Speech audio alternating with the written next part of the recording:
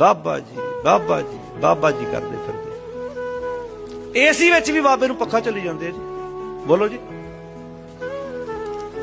AC ਵਿੱਚ ਵੀ ਜਿਹੜਾ ਇਨਸਾਨ ਆਪਣੇ ਮੂੰਹ ਤੋਂ ਮੱਖੀ ਨਹੀਂ ਡਾ ਸਕਦਾ, ਉਹ ਤੁਹਾਡੀ ਕੌਮ ਦਾ ਕਿੱਥੋਂ ਸੋਚ। ਸ਼ੁਕਰ ਕਰੋ ਗੁਰੂ ਗੋਬਿੰਦ ਸਿੰਘ ਵੇਲੇ ਇਹੋ ਜਿਹੇ ਲੋਕ ਨਹੀਂ ਸੀ ਹੈਗੇ, ਨਹੀਂ ਤੇ ਮਹਾਰਾਜ ਨੇ ਕਹਿਣਾ ਸੀ ਉਹ ਦਇਆ ਸਿਆਂ ਪਹਿਲਾਂ ਇਹਨਾਂ ਨੂੰ ਕਿਸੇ ਬੰਨੇ ਲਾ, ਇਹਨਾਂ ਅੱਗੇ ਨਹੀਂ ਜਾਣ ਦੇਣਾ ਆਪਾਂ ਨੂੰ। ਸੱਚ ਹੈ। ਕਿੰਨਾ ਫਰਤੀਲਾ ਹੋਏਗਾ ਭਾਈ ਉਦੈ ਸਿੰਘ, ਭਾਈ ਮਨੀ ਸਿੰਘ ਦਾ ਸੁਪੁੱਤਰ, ਕਿੰਨਾ ਫਰਤੀਲਾ ਹੋਏਗਾ ਕਿ ਕੇਸਰੀ ਚੰਦ ਰਾਜੇ ਦੇ ਹਾਥੀ ਤੇ ਚੜ ਕੇ ਉਹਨੇ ਆਖਿਆ ਸੀ ਮੈਂ ਗੁਰੂ ਗੋਬਿੰਦ ਸਿੰਘ ਮਹਾਰਾਜ ਦਾ ਸਿਰ ਧੜ ਤੋਂ ਅਲੱਗ ਕਰਨਾ ਹੈ। ਉਹਨੇ ਕਿਹਾ ਤੇਰੀ ਯੁਰਤ ਕਿੱਦਾਂ ਪਈ ਮੇਰੇ ਗੁਰੂ ਬਾਰੇ ਸ਼ਬਦ ਬੋਲਣ ਦੀ। ਆਪਣੇ ਘੋੜੇ ਤੇ ਸਵਾਰ ਹੋ ਕੇ ਕੇਸਰੀ ਚੰਦ ਰਾਜੇ ਦਾ ਉਹਦੇ ਹਾਥੀ ਤੇ ਚੜ ਕੇ ਫਰਤੀਲਾ ਕਿੰਨਾ ਹੋਏਗਾ, ਉਹਦਾ ਸਿਰ ਨੇਜੇ 'ਚ ਟੰਗ ਕੇ ਤੇ ਕਲਗੀਧਰ ਪਾਤਸ਼ਾਹ ਦੇ ਚਰਨਾਂ 'ਚ ਭੇਟ ਕਰਤਾ ਸੀ।